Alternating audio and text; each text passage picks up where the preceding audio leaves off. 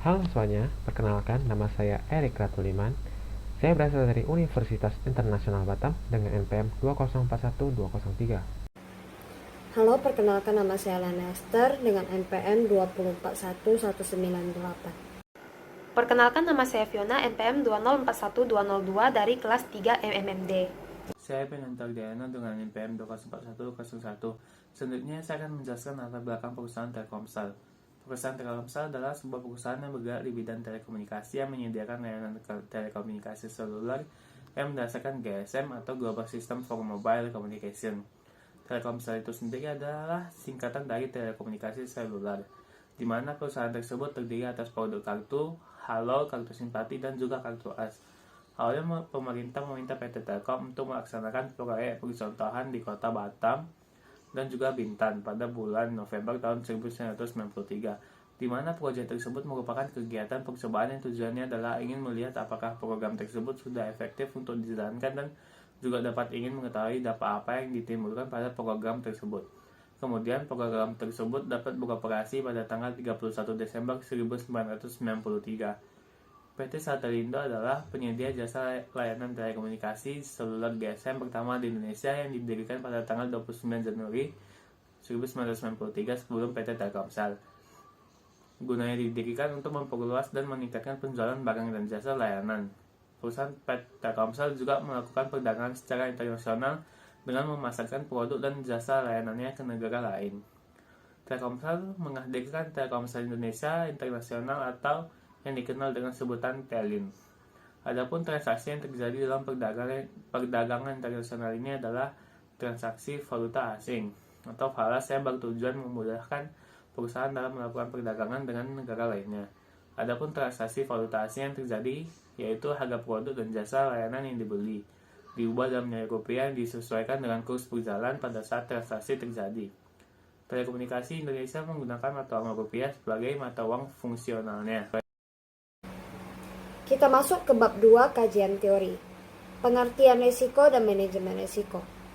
Risiko adalah suatu kegiatan yang terjadi akibat dari proses yang sedang terjadi ataupun kejadian yang akan terjadi di masa depan, di mana risiko ini bersifat tidak pasti dan akibat yang ditimbulkan itu lebih condong membawa kerugian. Di dalam setiap bisnis itu pasti tidak lepas dari yang namanya risiko. Tapi ada sebuah ilmu manajemen yang mempelajari tentang risiko, yaitu adalah manajemen risiko. Yaitu adalah mengacu pada mengidentifikasi, menilai, dan mengambil pengendalian dari berbagai risiko bisnis. Manajemen risiko sendiri itu dilihat sebagai proses yang memiliki tujuan untuk membantu organisasi dalam memahami, menilai, dan mengambil tindakan terhadap suatu risiko yang terjadi, di mana dimaksudkan untuk meningkatkan kemungkinan keberhasilan dan mengurangi kemungkinan kegagalan pada risiko tersebut. Manajemen risiko sendiri itu digunakan sebagai alat atau metode yang berbeda untuk dapat menghasilkan solusi yang tepat serta merealistiskan manusia yang dapat menjadi salah satu alat dalam pengambilan keputusan atau penemuan solusi terhadap risiko tersebut. Kita masuk ke konsep risiko. Yang pertama itu ada low risk, low probability, and low impact, di mana itu dia memiliki tingkat dampak yang kecil jika dibandingkan dengan level risiko lainnya, sehingga dalam keadaan yang tidak terlalu mendesak, risiko ini dapat diabaikan. Yang kedua ada moderate risk atau low probability high impact, yaitu adalah memiliki tingkat dampak yang sedang, di mana jenis level risiko ini itu harus dipantau dan membutuhkan ekstra penanganan, tetapi kembali lagi ke dampak yang akan diberikan oleh risiko ini. Terus yang ketiga itu ada moderate risk, di mana low probability low impact, yaitu adalah risiko yang memiliki tingkat dampak menengah. Penanganannya itu dapat berupa pemantauan berkelanjutan. Yang terakhir ada high risk atau high probability and high impact, yaitu adalah risiko dengan tingkat dampak yang paling tinggi jika dibandingkan dengan level lainnya, dan tergolong ke dalam risiko yang berbahaya dan harus segera ditangani. Kita masuk ke proses manajemen resiko. Proses dari manajemen resiko ini sendiri dia bertujuan untuk membantu dalam proses pengambilan keputusan dan meningkatkan tingkat dari keefisiensian dalam menemukan solusi dari resiko yang ada. Yang pertama kita masuk ke risk identification, yaitu adalah proses mengidentifikasi dan menentukan kondisi resiko tersebut yang dapat terjadi. Di mana proses identifikasi ini sendiri dilakukan harus dengan komprehensif berdasarkan faktor-faktor apa saja yang ada, agar kedepannya itu resiko yang ditemukan itu dapat dinilai secara sistematis. Di mana metode yang digunakan dalam identifikasi resiko sendiri itu ada checklist, focus group, interview, dan questionnaires. Kita masuk ke risk assessment. Risk assessment sendiri dibagi menjadi dua. Yang pertama ada risk analysis, yaitu adalah proses sistematis dalam menggunakan informasi yang tersedia untuk menentukan tingkat keseringan risiko tersebut terjadi dan seberapa besar dampak yang dihasilkan oleh risiko tersebut. Di mana metode yang dapat digunakan dapat berupa Bouty analysis, kemudian kualitatif analisis, dan semi kuantitatif analisis. Yang kedua kita masuk ke risk evaluation, yaitu adalah proses membandingkan resiko yang telah diperkirakan sebelumnya dengan resiko yang telah ditentukan. Evaluasi resiko ini memperhitungkan resiko tersebut dapat ditoleransi atau tidak berdasarkan dengan level of risk atau tingkatan resiko. Adapun metode yang dapat digunakan itu ada Bouty analysis dan kualitatif analisis. Yang ketiga risk treatment, di mana memiliki tujuan untuk memutuskan tindakan yang akan dilakukan untuk mengatasi resiko yang telah diketahui. Metode yang dilakukannya itu adalah risk prevention, yaitu adalah pencegahan resiko, di mana bertujuan untuk mengurangi secara substansial terjadinya resiko yang akan terjadi. Yang kedua ada risk mitigation atau mitigasi resiko, di mana memiliki tujuan untuk meminimalisir konsekuensi dari resiko yang akan terjadi. Yang ketiga ada risk sharing atau berbagi resiko, di mana tujuannya untuk memindahkan resiko. Dan yang terakhir ada risk retention atau retensi resiko, atau dikenal juga dengan penyerapan toleransi atau penerimaan resiko itu sendiri. Kita masuk ke materi mengenai financial ratio. Definisi dari rasio keuangan.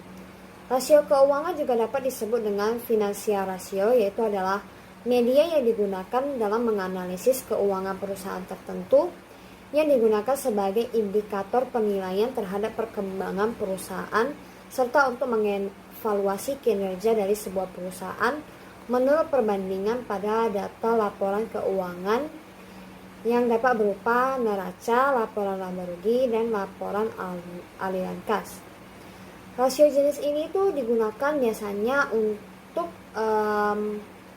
mengambil keputusan mengenai kebijakan yang akan diberlakukan oleh suatu perusahaan dan berperan terhadap penyelamatan aset perusahaan sehingga tidak mengalami kesalahan langkah dalam mengambil sebuah keputusan. Jenis-jenis rasio keuangan terdiri dari liquidity ratio atau rasio likuiditas, di mana merupakan rasio yang menunjukkan kemampuan sebuah perusahaan dalam melunasi seluruh hutang jangka pendeknya. Terdiri dari 3 rasio umum. Yang pertama yaitu current ratio atau rasio lancar, di mana rasio jenis ini memberi gambaran mengenai aset lancar pada sebuah perusahaan apakah cukup atau memadai untuk melunasi liabilitas jangka pendeknya. Rumusnya yaitu rasio lancar sama dengan aset lancar dibagi dengan liabilitas lancar. Kemudian yang kedua yaitu quick ratio atau rasio cepat, di mana rasio jenis ini hanya menggunakan akun aset lancar tertentu yang terdiri dari kas ataupun yang seimbang dengan kas, kemudian ada piutang usaha serta investasi jangka pendek. Rumusnya yaitu rasio cepat sama dengan kas ditambah dengan investasi jangka pendek ditambah dengan piutang usaha, kemudian dibagikan dengan liabilitas lancar. Selanjutnya yaitu activity ratio atau aktivitas rasio, di mana adalah metode keuangan yang digunakan untuk mengukur sebagus apa perusahaan tersebut menggunakan modal perusahaan dalam beroperasi.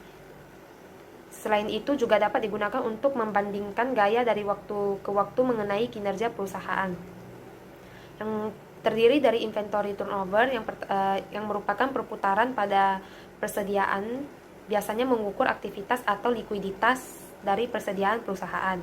Dengan kata lain, berfungsi untuk melihat seefisiensi apa perusahaan tersebut dalam mengelola persediaannya. Rumusnya yaitu inventory turnover sama dengan cost of goods sold dibagi dengan inventory. Yang kedua yaitu average collection period, di mana merupakan untuk menghitung jumlah waktu yang dibutuhkan perusahaan untuk merealisasikan semua penjualan kredit ataupun piutangnya. Dihitung mulai dari perusahaan tersebut melakukan penjualan kredit hingga waktu perusahaan menerima pembayaran dari penjualan kredit tersebut. Rumusnya yaitu average collection period sama dengan account receivable atau akun piutang dibagi dengan average sales per day, kemudian sama dengan account receivable dibagi dengan annual sale dibagi dengan 365 hari.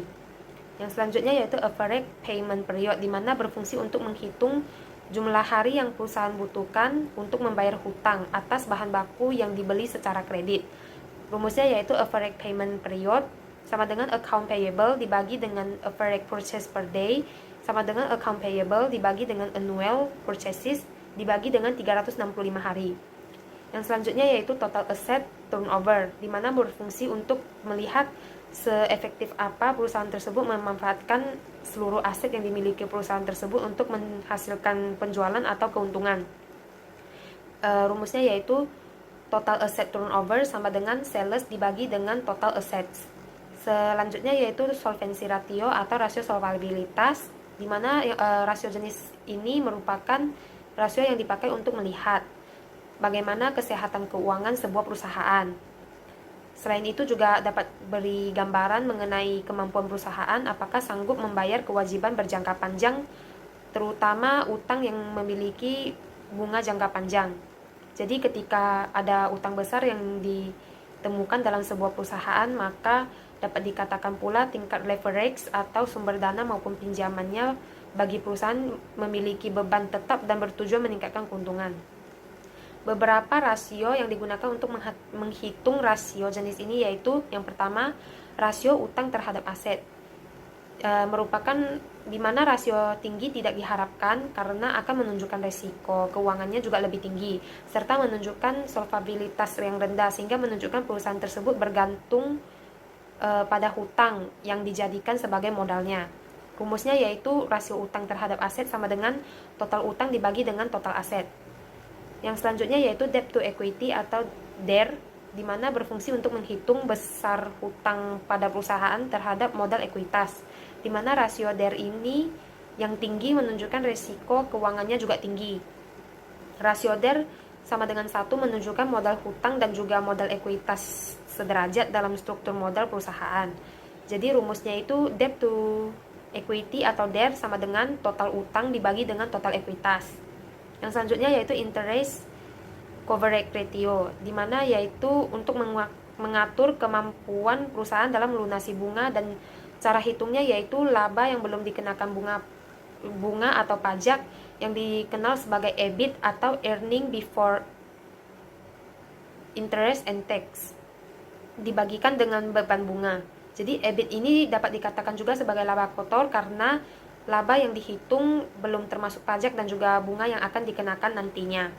Rumusnya yaitu EBIT sama dengan total penjualan dikurang dengan HPP atau harga pokok penjualan, kemudian dikurang dengan biaya operasional. Lalu untuk mencari interest coverage ratio, rumusnya yaitu EBIT dibagi dengan beban bunga. EBIT dikurangi dengan beban bunga. Kemudian rasio tinggi itu menunjukkan perusahaan tersebut berkemampuan baik dalam membayar bunga. Sebaliknya jika lebih rendah ataupun mendekati 1, maka dapat dinyatakan perusahaan tersebut kesulitan dalam membayar bunga. Jadi kalau sama dengan 1 berarti perusahaan tersebut masih mampu, tapi kalau udah di bawah 1 berarti perusahaan tersebut masih kurang sanggup dalam melunasi bunga-bunga tersebut.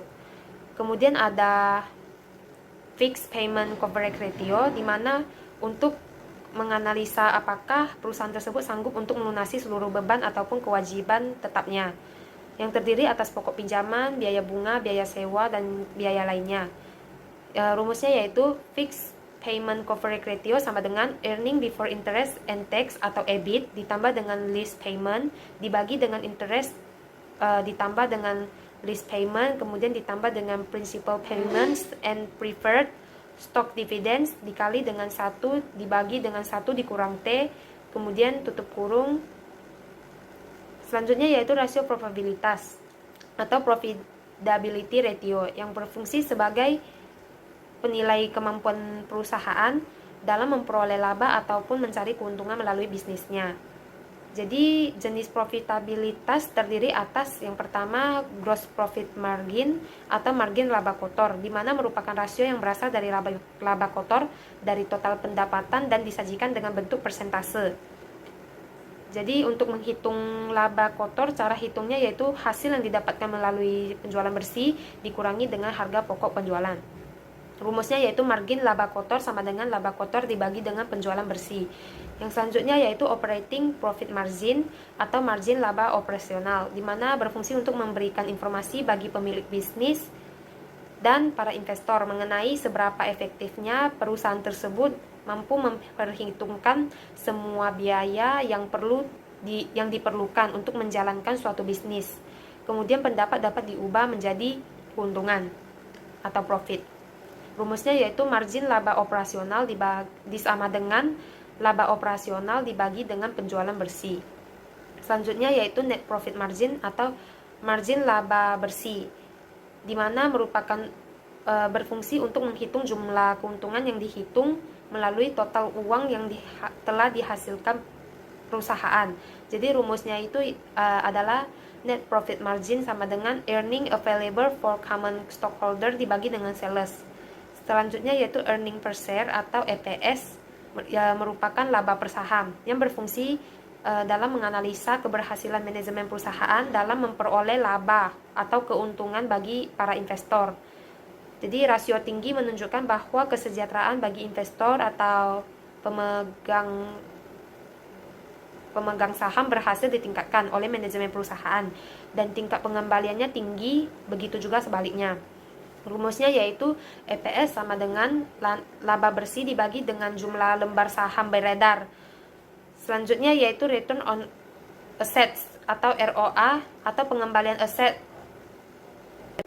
Metodologi. Jadi data yang digunakan pada penelitian ini adalah data kuantitatif yang diperoleh dari laporan keuangan PT Telkom Indonesia Tbk atau time series dari tahun 2018 hingga tahun 2020. Di mana variabel yang digunakan adalah variabel independen dan variabel dependen, di mana variabel independen berarti jenis variabel yang memiliki pengaruh yang kuat atau dengan kata lain menjadi sebab dari timbulnya variabel dependen.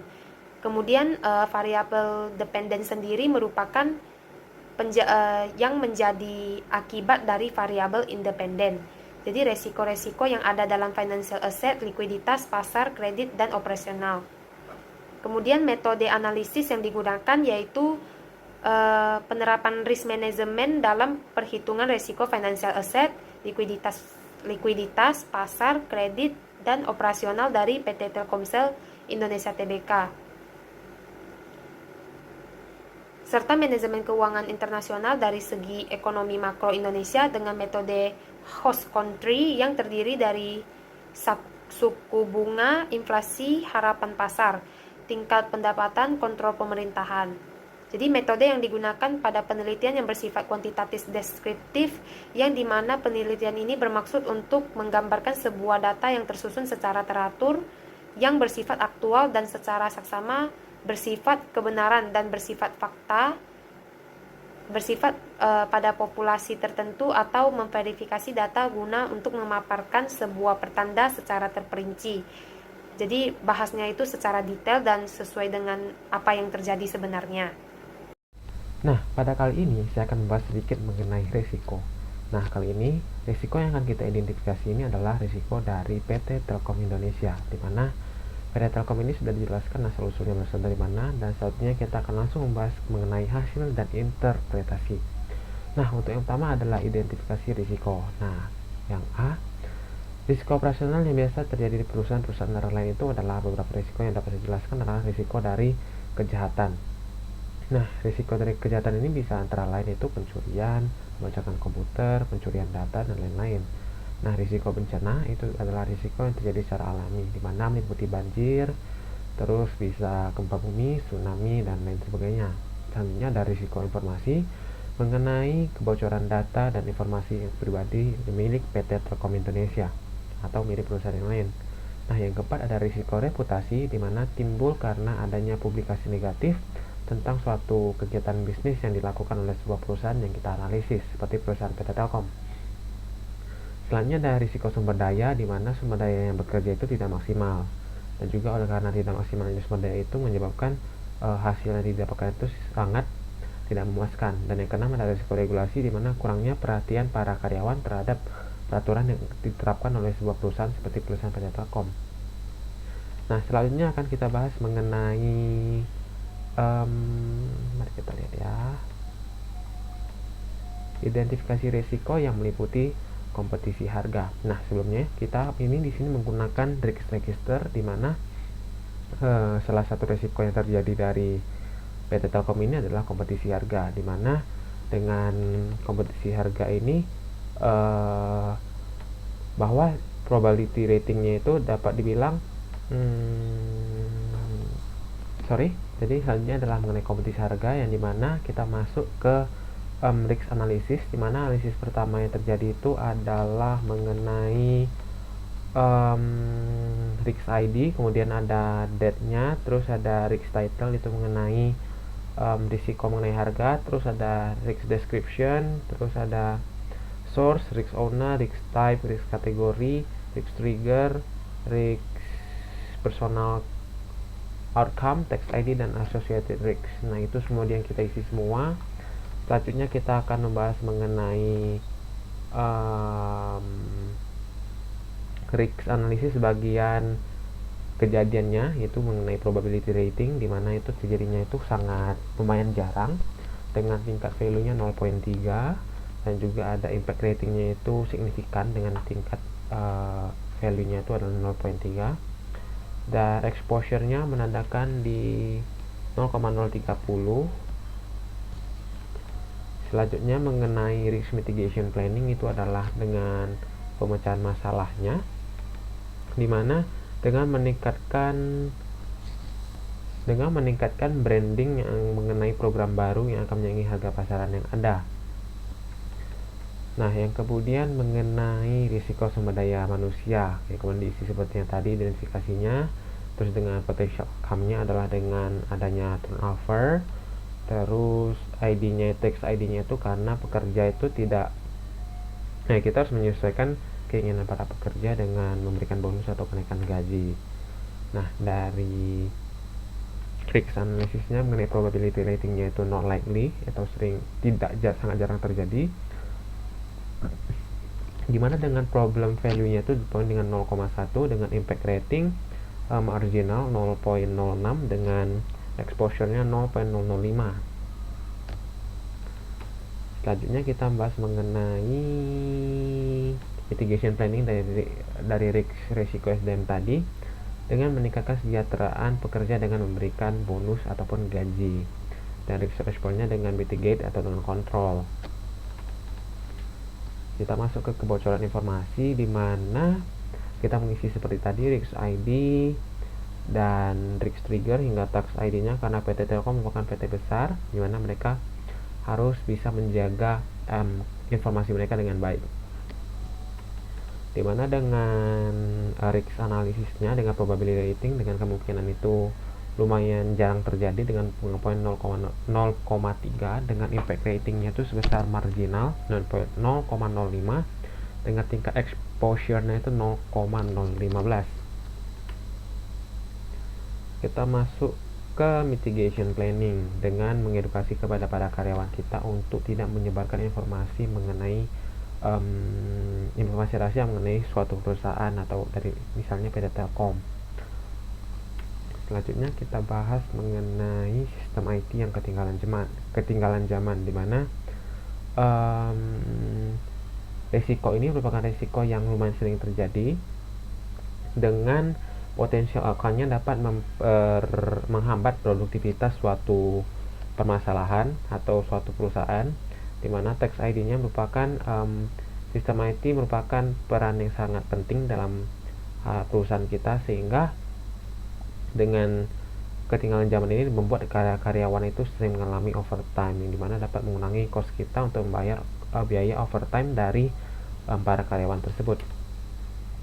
Untuk risk analisisnya itu, problem value-nya itu hampir sering terjadi dengan impact-nya itu sangat kecil, dengan impact-nya sangat besar, dengan impact value-nya itu 0,1 dengan risk exposure 0,090, dan ini merupakan salah satu risk paling tinggi yang telah kita teliti dari nomor 1 tadi ya.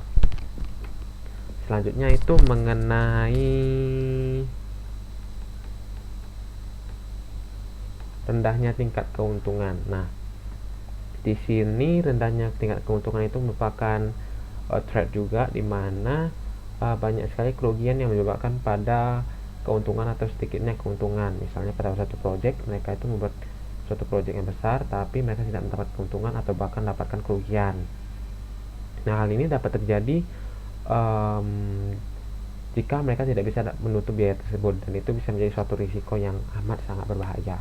Kita akan masuk ke risk analisisnya, di mana probability ratingnya itu tidak sering terjadi, namun impactnya sendiri itu sangat besar atau bisa dibilang katastrofik atau bencana, dengan poin 0,8 dengan risk exposure-nya 0,080 di warna kuning. Jadi kita bahas, mungkin ini merupakan risiko nomor 2 ya dari sejauh ini kita bahas.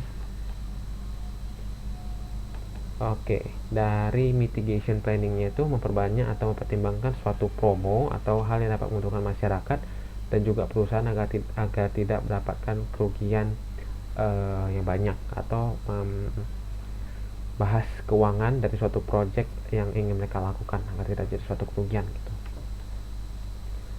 Kita masuk ke asesmen risiko. Itu adalah salah satu tahap yang darinya sudah kita tentukan risikonya, kemudian kita tentukan kemungkinan terjadi dan impact yang terjadi. Mungkin teman-teman tadi saya sudah bahas sedikit mengenai asesmen risiko dari identification tadi. Jadi dari suatu risiko kita harus bisa menentukan risiko tersebut itu kemungkinan terjadinya itu seberapa besar. Bisa almost never, unlikely, possible, likely, almost certain. Nah, itu merupakan, di sini teman-teman bisa lihat deskripsinya dan juga kejadiannya. Dari dampaknya sendiri itu adalah minor, moderate, severe, major, and worst case. Nah, di sini deskripsinya itu berubah dari sangat kecil, cukup besar, besar hingga sangat besar. Nah, dari identifikasi tadi mungkin teman-teman sudah lihat tingkat kemungkinan terjadinya dan juga tingkat dampaknya, yang kemudian bisa menentukan nilai dari suatu exposure dari risk yang akan kita teliti tersebut. Mungkin dari teman-teman bisa lihat itu mengenai rendahnya keuntungan dan juga yang mengenai sistem IT yang ketinggalan zaman merupakan 2 risiko yang paling teratas dalam hasil identifikasi kami terhadap PT Telkom kali ini. Selanjutnya adalah mengenai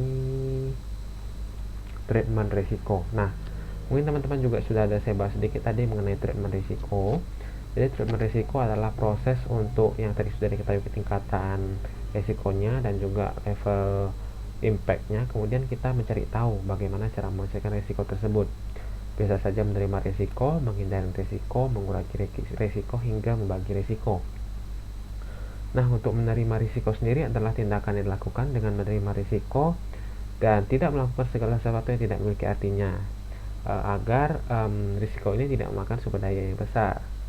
Itu bisa. Dan yang kedua itu adalah menghindari risiko, di mana tindakan itu dilakukan dengan kegiatan-kegiatan yang dapat menimbulkan risiko tersebut. Misalnya dari yang tadi kita membahas mengenai kebocoran informasi. Salah satu treatment yang paling pas menurut saya adalah menghindari risiko. Kenapa hal ini harus kita hindari? Agar rahasia perusahaan itu tidak menyebar kemana-mana yang menyebabkan bocornya informasi-informasi penting kita kepada perusahaan yang lain. Terus ada mengurangi risiko, di mana tindakan yang dilakukan dengan minimalkan dampak risiko yang terjadi. Misalnya untuk masalah yang terjadi itu IT yang ketinggalan zaman itu kan lumayan tinggi tadi nilai exposure-nya. Dengan mengurangi risiko itu dengan menambah beberapa peralatan yang lebih maju perkembangan IT-nya, sehingga risiko yang terjadi itu dapat berkurang. Walaupun masih ada kelihatan di beberapa hal, namun dengan memperbaiki, dengan menggantikan suatu sistem yang baru, dapat mencegah dan mengurangi risiko yang terjadi. Nah, kemudian yang keempat adalah membagi risiko, di mana risiko ini kita serahkan kepada pihak ketiga agar bisa mereka selesaikan dengan baik. Kita ambil contohnya misalnya masalah regulasi, misalnya sampai ke masalah hukum yang menyebabkan karyawan itu tidak menaati hukum atau hingga mencuri barang-barang yang ada dalam perusahaan tersebut. Kita bisa membagi risiko ini kepada pihak kepolisian, di mana biar mereka tangani secara langsung risiko ini. Seperti pencurian yang saya awal bahas tadi, itu bisa dibagikan risiko ini kepada pihak kepolisian. Oke, kita lanjut ke monitoring risiko. Monitoring ini adalah pengawasan terhadap langkah treatment yang telah kita lakukan sebelumnya. Dari 4 langkah tadi, apakah risiko tersebut itu dapat masih sering terjadi, apakah risiko tersebut itu masih dapat diselesaikan, dapat dicegah gitu.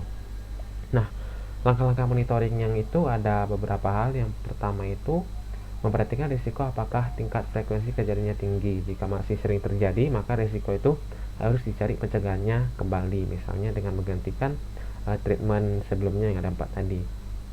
Nah, yang kedua, jika risiko itu mengalami penurunan, maka dapat dianggap bahwa treatment yang dilakukan itu sudah tepat dan dapat disesuaikan kembali dengan periodik atau perkiraan kita. Nah, yang ketiga, memperhatikan dampak risiko yang terjadi, apakah masih menyebabkan kerugian terhadap perusahaan atau tidak. Jika misalnya masih terjadi, maka harus mengevaluasi ulang treatment yang dilakukan terhadap risiko tersebut. Oke, kita lanjut ya. Kita lanjut ke reporting risiko. Nah, dari kira-kira hasil risiko tadi, kira-kira kerugian yang ditimbulkan dari PT Telkom kali ini adalah kerugian finansial, di mana kerugian ini merupakan langsung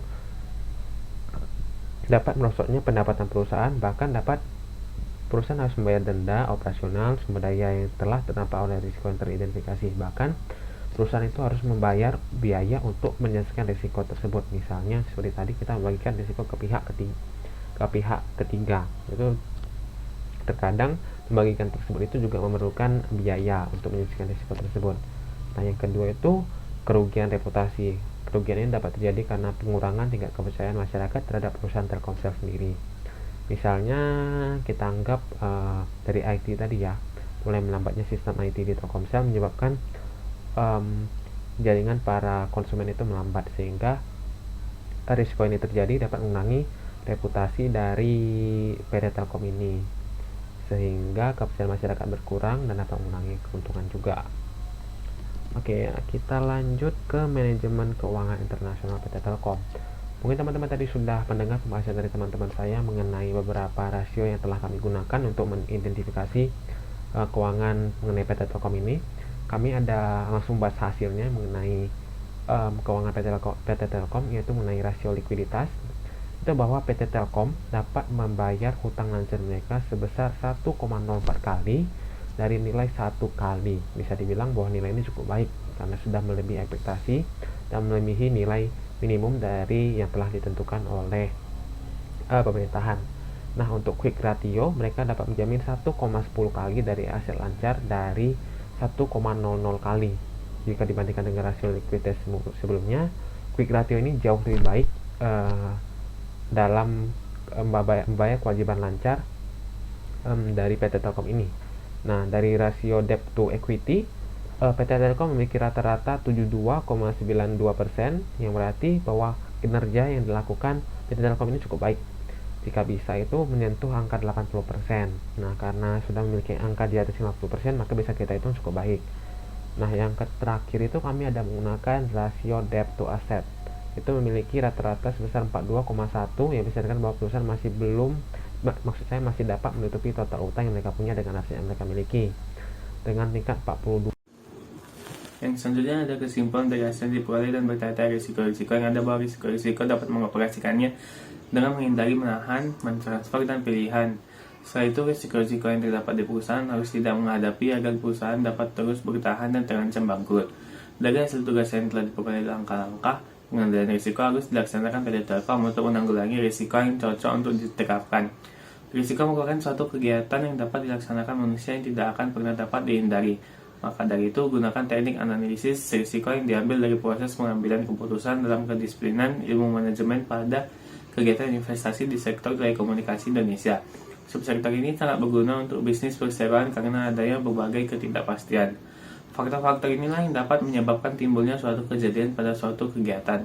Oleh karena itu, agar perusahaan dapat dijalankan dengan baik, maka perlu diperhatikan beberapa hal, yaitu dalam memilih teknik analisis risiko harus memenuhi syarat analisis bisnis, yaitu tujuan kontrak, keandalan, akuntabilitas, analisis komprehensif, dan penilaian kelayakan ekonomi.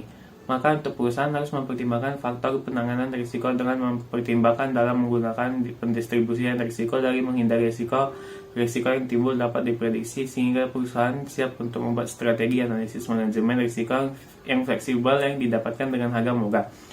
Perusahaan memiliki faktor-faktor exiting yang berisiko tinggi sebagai hal yang penting untuk manajer agar memprioritaskan manajemen risiko dan perencanaan pembiayaannya dengan memanfaatkan elemen pendukung dalam berbagai dasar analisis risiko yang dominan muncul pada persaingan